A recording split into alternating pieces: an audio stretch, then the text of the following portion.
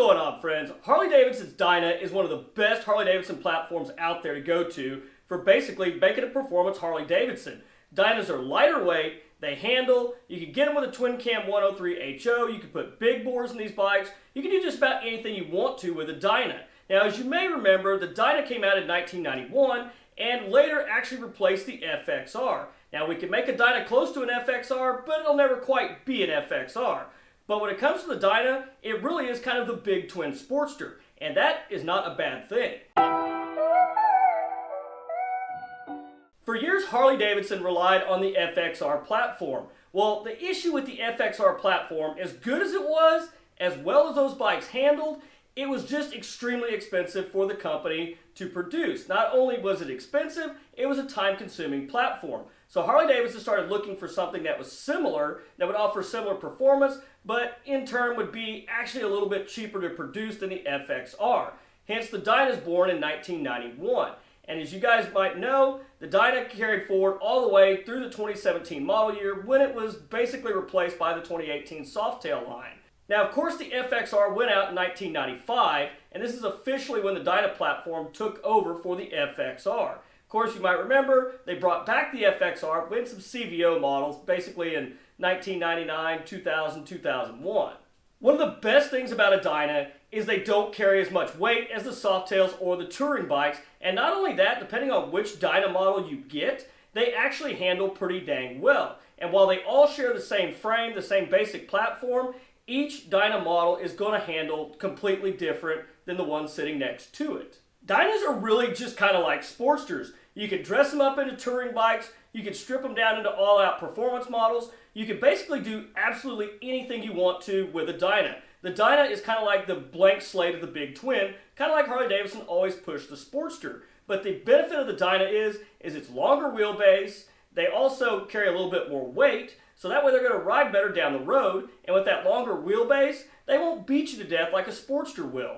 A Dyna is really as close as you could get to a Sportster with a big twin. And as I mentioned, that's not a bad thing because of the lightness and the handling capabilities of the Dyna platform. Now, as I mentioned, every Dyna handles different, and I'll use the Fat Bob versus the Dyna Switchback as an example. The Fat Bob and the Dyna platform, this motorcycle handles almost like a sport bike. It's quick handling, it's nimble, and also with the reduced weight, that bike actually pulls out of the hole pretty good with a twin cam 103 HO. Now you take the Dyna Switchback, this thing handles more like a Road King, but it is lighter than the Road King, and it still gets down the road pretty good. It won't exactly ride like a touring platform, but for the Dyna model with the twin shocks out back, they do handle very, very well. Just don't expect a whole lot of performance out of a Dyna Switchback because that bike's more touring oriented, obviously.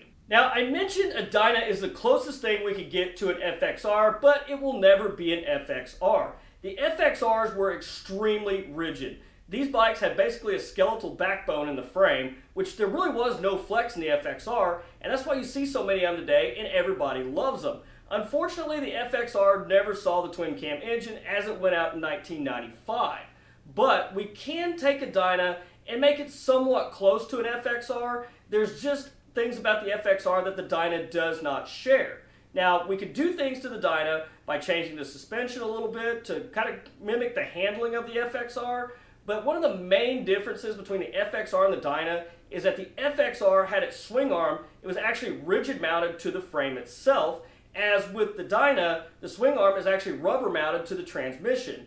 That is one thing that we can't change without some serious major surgery on a Dyna, and by that time you might as well go buy an FXR and put a twin cam engine in it. Now, the other thing that differentiates the FXR from the Dyna is the engine mounting system. Harley-Davidson used a lot of stabilizers on the engine and transmission on the FXR, which in turn you can get kits to basically do this to a Dyna model. You can put the front stabilizers on them, the rear stabilizers, and it really does make the Dyna a lot more rigid. But once again, the Dyna frame is not as well boxed and reinforced as the FXR, so you're still going to have a minute amount of flex in there. But once you do all that, it'll really make that frame a heck of a lot more rigid, and you won't feel that flex when you're going into corners with all those stabilizers on there. Now, once again, you're going to have some bit of flex in the frame just for the rubber mounting system on the bike, but those stabilizers will really help take a lot of that out. Not to mention that the shock position on the swing arm is different on the Dyna. FXR's shock position is all the way towards the back of the swing arm, versus on the Dyna, they moved it up quite a bit. Now there are some kits out there that will allow you to move those shocks back on your Dyna model, which will kind of give you that handling and that feel that you got with an FXR. Once again, you're still going to feel a little bit of that flex, just, well, because it's a rubber mounted bike and the frame's just not quite as rigid as the FXR was. But when it comes to the Dyna line, if you're wanting to get into a big twin, these are a lot less expensive than the touring bikes and the Softails. Not to mention you're not carrying around as much weight, which makes the Dyna absolutely perfect for hot rodding it. You want to put a big bore kit in these things and deck it all out any way you like, these things will actually scoot down the road. And as I mentioned, we can make them just like the FXR, so you get the power and you get the handling out of these bikes. They're also a great alternative to an FXR because as today, FXRs are not cheap. They're pretty expensive for what they are, and not to mention you're going to have to put a lot of money and work into that engine. Now granted, it is the Evo motor, which is not a bad thing. You just got to be willing to put the money into it to get the power out of it. As where you can get a Dyna with a twin cam 103, better brakes. You get a lot more modern technology in these bikes, which makes them handle and stop a lot better than they would with just a basic off-the-shelf FXR if you're buying one used. Harley-Davidson's done a lot of different iterations of the Dyna. They made them in kind of sporty models, they made them in low, long slung cruisers, and there was that Dyna Switchback, which was a really neat bike. It was a touring bike, basically in a Dyna platform. The only problem with that bike is it just really didn't catch on. The Dyna Switchback was really kind of the Dyna that nobody wanted. The neat thing about the Switchback Dyna was the fact that it was kind of like a miniature Road King, but you could pop the bags off, you could pop the windshield off, and basically just turn it into a cruiser, or you could put all that back on and go cross country on it, put a few accessories on it. You're good to go to ride anywhere you want in the world. Now Harley-Davidson did some interesting things with the Dyna. 2006 was a really strange year for the Dyna. That year of the Dyna, they took an 88, it still had an 88, but it was more like a hybrid engine. That twin cam 88 in the Dyna only in 2006 was more related to the twin cam 96 than it was of the same model year 88s. They actually put hydraulic tensioners in it, they put basically the different set of cams in it. So if you're ever shopping for a 2006 Dyna, you want a set of cams, a lot of trouble you'll run into is that it says fits 2006 model Harley XXX except 2006 Dyna. It's because they had a different cam plate in them, they had hydraulic tensioners, and those cams from the original 88, they will not fit into the 2006 Dyna, so you're having to look for basically kind of a special cam that'll fit that motor specifically.